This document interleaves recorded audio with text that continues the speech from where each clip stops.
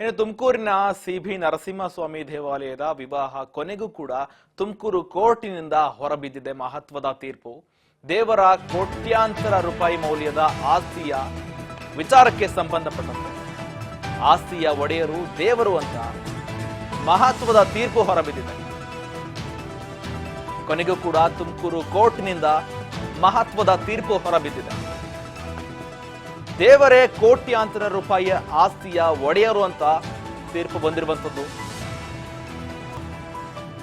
ದೇವಾಲಯದ ವಿವಾದ ಕೊನೆಗೂ ಕೂಡ ತುಮಕೂರು ಕೋರ್ಟ್ನಿಂದ ಮಹತ್ವದ ತೀರ್ಪು ಕೂಡ ಕೊನೆಗೂ ಕೂಡ ಹೊರಬಿದ್ದಿದೆ. ದೇವರೇ ಈ ಕೋಟ್ಯಾಂತರ ರೂಪಾಯಿಯ ಆಸ್ತಿಯ ಒಡೆಯರಾಗಿದ್ದಾರೆ. ಸ್ವತ್ತಿನ ಮಾಲೀಕತ್ವದ ದಾಖಲೆ ದೇವರ ಹೆಸರಿಗೆ ಬದಲಾಯಿಸಿ ತುಮಕೂರು ನ್ಯಾಯಾಲಯದಿಂದ ಮಹತ್ವದ ತೀರ್ಪು ಕೂಡ ಹೊರಬಿದ್ದಿದೆ. ದೇವರೇ ಆ ಜಾಗಕ್ಕೆ ಸಂಪೂರ್ಣ ಒಡೆಯರು. ಹಾಗಾಗಿ ದೇವರ ಹೆಸರಿಗೆ ಆ ಆಸ್ತಿಯನ್ನ ವರ್ಗಾವಣೆ ಮಾಡಲಾಗುತ್ತೆ ಎನ್ನುವ ತೀರ್ಪು ಮಹತ್ವದ ತೀರ್ಪನ್ನ ಕೊಟ್ಟಿರುವಂಥದ್ದು. ಅಸಲಿಗೆ ವಾರಸುದಾರರು ಶ್ರೀ ಲಕ್ಷ್ಮೀ ನರಸಿಂಹ ಅಂತ ಸ್ವಾಮಿಯೇ ಹೊರತು ಬೇರೆ ಯಾರೂ ಅಲ್ಲ. ತುಮಕೂರು ನ್ಯಾಯಾಲಯ ಈ ಬಗ್ಗೆ ತೀರ್ಪನ್ನ ಕೊಟ್ಟಿರುವಂಥದ್ದು. ಸುಬ್ರಹ್ಮಣ್ಯ ಎನ್ರಿಂದ ಮಹತ್ವದ ಸುಬ್ರಹ್ಮಣ್ಯ ಅವರ ನ್ಯಾಯಾಧೀಶರಾದಂಥ ಅವರಿಂದ ಇಂತಹ ಮಹತ್ವದ ತೀರ್ಪು ಕೂಡ ಹೊರಬಿದ್ದಿರುವಂಥದ್ದು. ಸ್ವತ್ತಿನ ಮಾಲೀಕತ್ವದ ದಾಖಲೆಗಳನ್ನ ಲಕ್ಷ್ಮೀ ನರಸಿಂಹ ದೇವರ ಹೆಸರಿಗೆ ಬದಲಾಯಿಸಿ ಜಿಲ್ಲಾಧಿಕಾರಿಯವರಿಗೆ ಈ ಮೂಲಕವಾಗಿ ಸೂಚನೆಯನ್ನ ಕೊಟ್ಟಿದ್ದಾರೆ. ಈ ಆದೇಶವನ್ನ ಹೊರಹಾಕಿದ್ದಾರೆ. ಜೊತೆಗೆ ಅಕ್ರಮ ನಡೆದಿದೆ ಎನ್ನಲಾದ ಹಣಕಾಸು ವ್ಯವಹಾರದ ತನಿಖೆ ನಡೆಸಿ ಜೊತೆಗೆ ಕ್ರಮವನ್ನ ಕೈಗೊಳ್ಳಬೇಕು. ನ್ಯಾಯಾಲಯದ ತೀರ್ಪು ಸ್ವಾಗತಿಸಿದ ಸಿಬಿ ನರಸಿಂಹಸ್ವಾಮಿ ಅವರು ಕೂಡ ನ್ಯಾಯಾಲಯ ಏನು ತೀರ್ಪು ಕೊಟ್ಟಿದೆ ಅದನ್ನ ಸ್ವಾಗತ ಮಾಡಿಕೊಂಡಿದ್ದಾರೆ. ಜೊತೆಗೆ ತುಮಕೂರು ತಾಲೂಕಿನಲ್ಲಿರುವ ಐತಿಹಾಸಿಕ ಸಿಬಿ ನರಸಿಂಹಸ್ವಾಮಿ ದೇವಾಲಯ ಇದು. ಆ ದೇವರಿಗೆ ಸಂಬಂಧಪಟ್ಟ ಜಾಗ ಅಂತ ಈಗ ಆದೇಶವನ್ನ ಹೊರಹಾಕಲಾಗಿದೆ.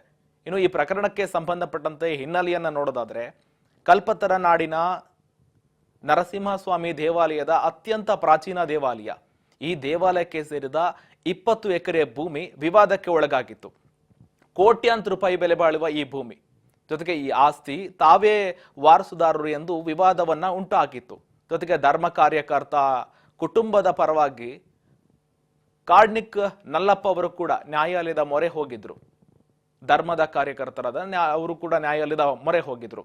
ಜೊತೆಗೆ ಬೆಂಗಳೂರಿನ ಉಚ್ಚ ನ್ಯಾಯಾಲಯದಲ್ಲೂ ಕೂಡ ಈ ಪ್ರಕರಣಕ್ಕೆ ಸಂಬಂಧಪಟ್ಟಂತ ದಾವೆಯನ್ನ ಹಾಕಿದ್ರು. ಬಳಿಕ ಮತ್ತೆ ಈ ವಿಚಾರಕ್ಕೆ ಸಂಬಂಧಪಟ್ಟಂತೆ ತುಮಕೂರು ಕೋರ್ಟ್ಗೆ ಉಚ್ಚ ನ್ಯಾಯಾಲಯ ವರ್ಗಾವಣೆ ಮಾಡುತ್ತೆ.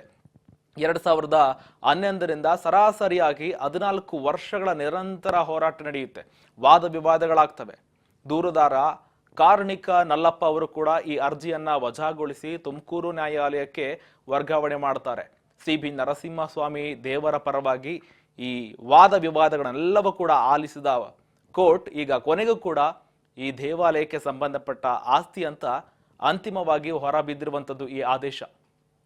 ತುಂಬಾ ವಿವಾದಕ್ಕೀಡಾದಂತಹ ದೇವಸ್ಥಾನದ ಜಾಗ ಕೊನೆಗೂ ಕೂಡ ದೇವರಿಗೆ ಅಂತಿಮವಾಗಿ ಸಲ್ಲಿಕೆ ಆಗಿರುವಂಥದ್ದು. ಈ ಮೂಲಕವಾಗಿ ತುಮಕೂರು ಕೋರ್ಟಿನಿಂದ ಮಹತ್ವದ ಆದೇಶ ಹೊರಬಿದ್ದಿದೆ.